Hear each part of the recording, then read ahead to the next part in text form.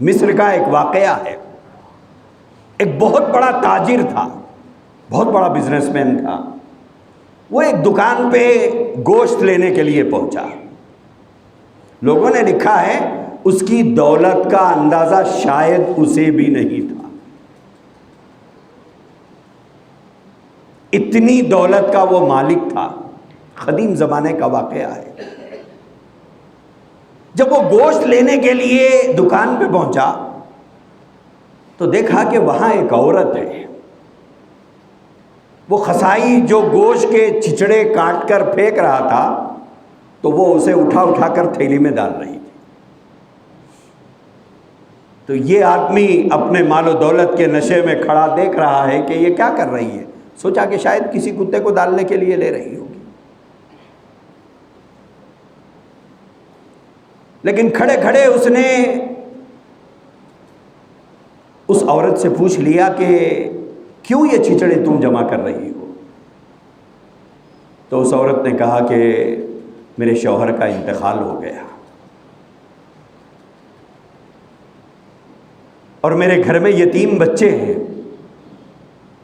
وہ گوشت کھانے کی فرمائش کرتے ہیں اور میرے پاس اتنی گنجائش نہیں ہے کہ میں ان کو گوشت کھلا سکوں۔ یہ صاحب جو گوشت کے چھچڑے پھینک رہے ہیں اس کے ساتھ کچھ گوشت کے ٹکڑے لگے ہوئے ہیں چھوٹے چھوٹے، تو میں اس کو اس لیے جمع کر رہی ہوں کہ ان چھچڑوں کو گھر لے جاؤں گی، اسے صاف کر کے جو گوشت کے ٹکڑے اس پر لگے ہوئے ہیں اس کو علیحدہ کروں گی چھچڑوں سے، پھر اس کے بعد اسے کھلاؤں، بچوں کو پکا کے کھلاؤں گی۔ اس تاجر کے دل پہ ایک چوٹ لگی۔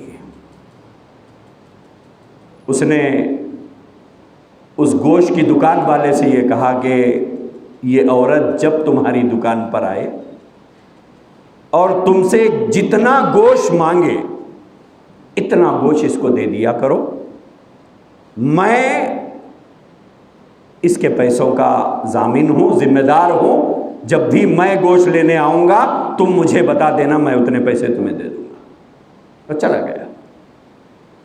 وہ اکثر عورت آتی جاتی گوشت لیتی رہتی، جاتی۔ کچھ دن کے بعد وہ تاجر بیمار ہو گیا، اور بیمار بھی ایسا ہوا کہ سارے حکما اس دور کے ڈاکٹرز جو تھے علاج کرنے والے سب نے کہا کہ نہیں صاحب اب ان کو گھر لے جائیے، ان کو گھر لے جائیے، اب یہ ان کی زندگی ان کے ساتھ وفا نہیں کرے گی، ان کو گھر لے جائیے۔ تو اس آدمی کو گھر لا لیا گیا، دوائیں وغیرہ سب بند ہو گئی، تو بجائے وہ مزید بیمار ہونے کے اب صحت مند ہونا شروع ہوا۔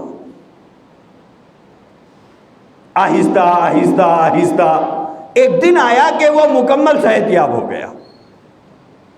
اب صحت یاب ہونے کے بعد پھر وہ دوبارہ چیک اپ کے لیے جب دواخانہ گیا تو جنہوں نے اس کا علاج کیا وہ حیرت میں پڑ گئے کہ تمہاری صحت کیسی ہوئی،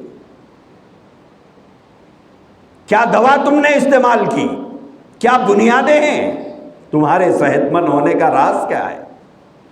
تو اس نے کہا کہ یہ علاج دواؤں سے نہیں ہوا۔